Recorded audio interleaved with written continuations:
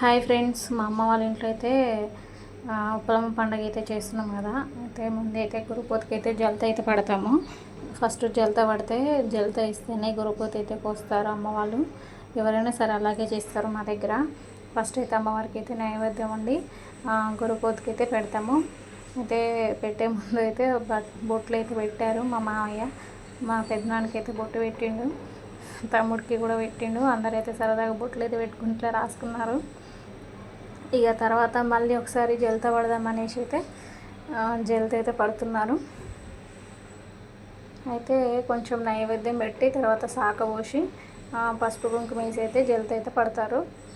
మళ్ళీ అయితే పడుతున్నారు జలత ఇస్తే కోస్తారు. తర్వాత అయితే అమ్మవారికి తర్వాత ఇంకా బలి చల్లుతారు. ఇంటి వాళ్ళ ఫ్యామిలీలో ఎవరెవరు ఉన్నారో వాళ్ళందరినీ కూర్చోబెట్టి అయితే వాళ్ళ చుట్టూ అయితే బలి చల్లుతారు.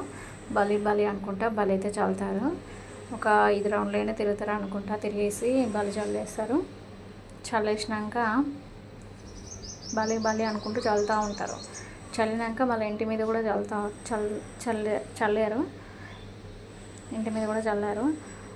తర్వాత అమ్మవారి ముందైతే ఆటను కోసిన తలకాయ ఉంటుంది కదా, ముందైతే అమ్మవారికి ముందు ఎలాగైతే పెడతామో పెట్టేసినాక ఇక అమ్మవారికి అయితే అన్నీ పెట్టాము. అమ్మవారి గురికి దాంట్లో అయితే పసుపు కుంకుమ వేసి గాజులు, చిన్న గాజులు, అద్దం, దువ్వెన, బొట్టు అన్నీ కూడా అమ్మవారికి అయితే పుస్తే మెట్టెలు ఇవన్నీ అయితే తీసుకొస్తారు. చీర కూడా పెట్టినాం అమ్మవారికి అయితే. పైన చీర పెట్టినాము అమ్మవారికి. మాదికైతే మేమైతే ఇలాగే చేస్తాం ఫ్రెండ్స్. మీరు కూడా ఎలాగే చేస్తారా లేదా కామెంట్ అయితే చేయండి ఫ్రెండ్స్. ఓకేనా ఫ్రెండ్స్, బాయ్.